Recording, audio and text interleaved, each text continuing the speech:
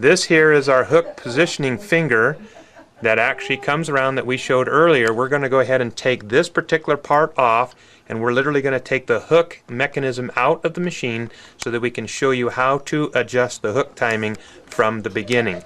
So we're going to go ahead and loosen this screw here. By loosening that screw, we'll be able to take that positioning finger out of the machine.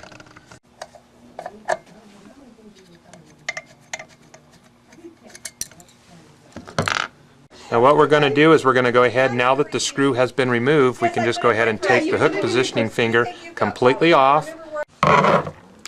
We now have 3 screws on the hook shaft. So we have the one here, and as I continue to turn, you'll see the second one, and as I continue to turn, we have the third one. So we're going to loosen all 3 screws, and by loosening these screws and turning the shaft, we'll be able to take the whole hook assembly completely off. So it's loose, and the whole shaft, the whole hook comes out. So there's the hook assembly completely disassembled from the sewing machine. Again, here's now a very good view of the hook point that we were showing you. Another good picture of what we call the basket. And the basket is right here, and that's where the hook positioning finger would go into, and that's what stabilizes that, so the hook is literally able to rotate around the basket, and again, the basket is what holds the bobbin case in place. This is our lower shaft that rotates, that actually drives the hook. And so what we're going to do is we have the hole right in this area, and here is our 3 screws. With those 3 screws, that's what we're going to tighten up onto the shaft. So we're just going to take the hook and turn it and just put it in position, and I just put it all the way into the machine for right now. Now what we're going to do is we're going to go ahead and put the positioning finger back in position, so it attaches here.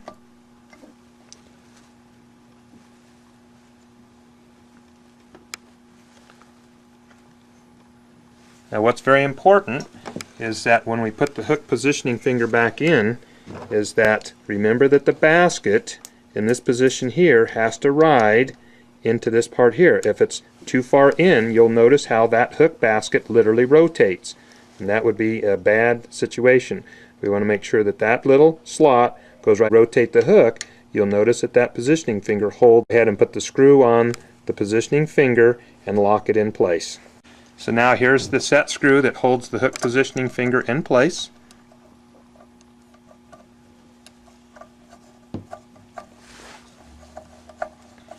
Now what I do before I tighten that, I am going to go ahead and take my screwdriver against the hook point or the hook basket and go ahead and just kind of make sure that it's seated in there. And then I just turn the screw until it's tight. Once it's tight, again, we're going to come back and we're going to bring the hook around, and again we're going to make sure that the basket is in place, and now we know the hook is not going to rotate, and I'm just going to kind of finger tighten one of the set screws so that it moves gently, but at least it's not going to move out where this basket is in relation to our hook positioning finger here. Now for hook timing, the way we're going to check this is we want to bring the needle to its lowest position. So we would just turn the hand wheel all the way counterclockwise until the needle continues to come down, and once it's in the lowest position, and you'll notice that we're checking as it continues to come down, and now it starts to do a needle rise. So I'm going to rock it back and forth a little bit, and then I'm going to make sure the needle is in the lowest position. At this point, you can see now where our hook point is out. So what we need to do is we need to adjust that, because this needle point or the hook point is way beyond the actual needle. So what we're going to do is, as you notice, I'm going to grab the hook with my fingers, and I'm going to turn it backwards to bring it completely beyond the needle point. This is very important, because all we've done at this point is we've lowered the needle to the lowest position. This here is the needle thread guide right above the eye of the needle. So what I've done is I've just gone ahead and threaded this, and I've come down and I've threaded the eye of the needle. This is going to help us when we lower the needle bar and the needle to see how low we need to go. So at this point I'm going to go ahead and turn the handle wheel counterclockwise to bring the needle to the lowest position. Now once the needle is in the lowest position, I'm going to rock the needle bar back and forth to make sure I'm in the lowest position. So you can kind of see how the needle bar goes down, needle bar goes up. So when I'm in the lowest position, that's how I can check where the proper setting is for the needle bar height. Now if we need to adjust the needle bar height, we need to adjust or loosen this screw right here, and by loosening this screw I can take the whole needle bar mechanism and raise and lower the needle bar. Now why we would need to do that is we need to make sure the needle is in the correct height in the needle bar when it's in the lowest position. So when the needle bar is in the lowest position, we need to make sure it is correct. So the way we're going to do that is we're going to check the eye of the needle coming into the basket.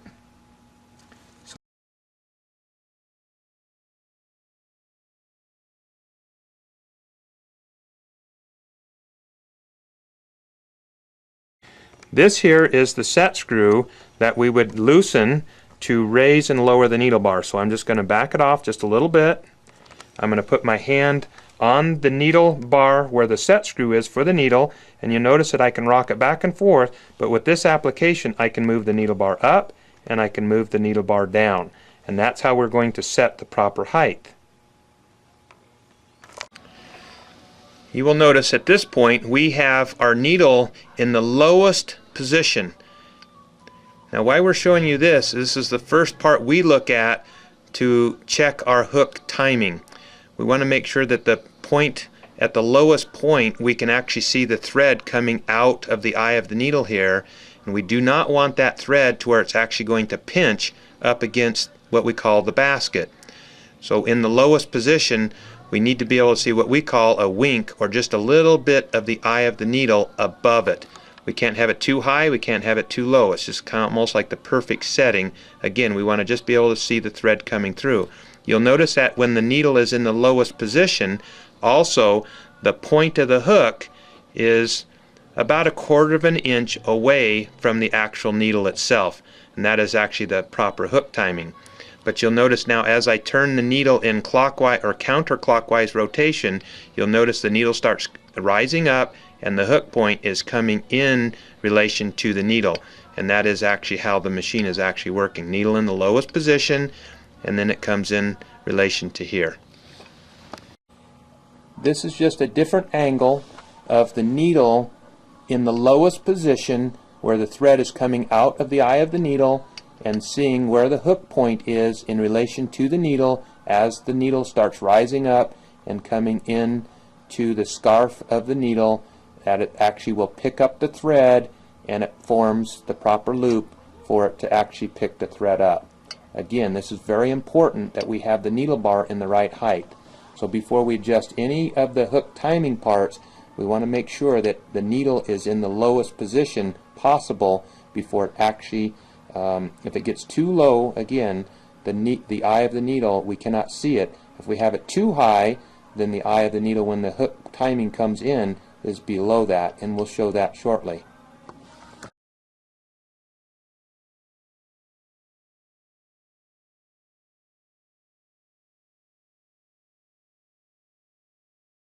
What we're looking at here is now we have the needle in the lowest position, and what I'm going to do at this point is I'm going to turn the machine hand wheel in counterclockwise rotation and have the needle bar start rising up, and then I'm going to adjust the hook point. You notice how I'm just turning the hook point back to where it's going to be just above the eye of the needle.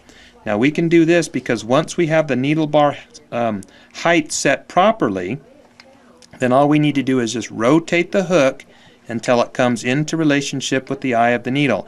Now remember, if I bring this thing in to where you can see the thread coming through the eye of the needle at this point, What we're showing you here at this point is the needle bar coming up, and you can see the thread coming through the eye of the needle, and you can see the hook point going right through the eye of the needle. This is telling us that the hook timing is too slow. It should be advanced.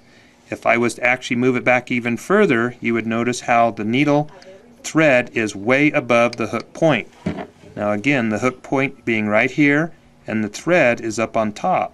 And so as it comes around, you can see that it actually misses the thread, and we would actually get skip stitching or breaking at this point. So what I'm going to do is I'm going to bring the hook point back just a little bit.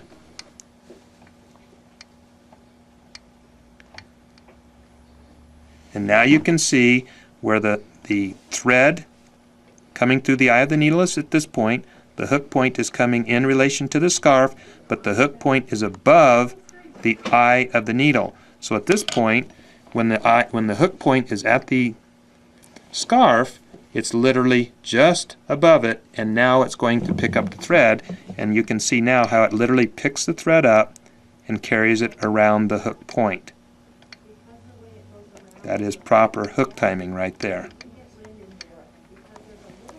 We have to check before we start tightening up our 3 screws on the hook shaft is we need to make sure that our hook point in relation to the hook is nice and close.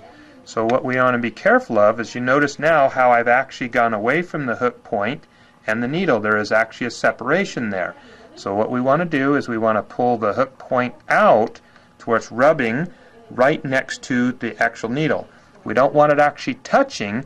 We just want it nice and close to the hook point, to the edge of the needle. And you'll notice now as we're coming in, we're right next to the needle. Again, if I was to push the hook in, you can see that there's a gap between it, and if I pull it out, it literally bends or pushes the needle. So we just got to find that happy medium to where it's actually in, to where it's just barely brushing right next to the needle with the hook point, and again, that we're just above the eye of the needle. So right there would be the proper location.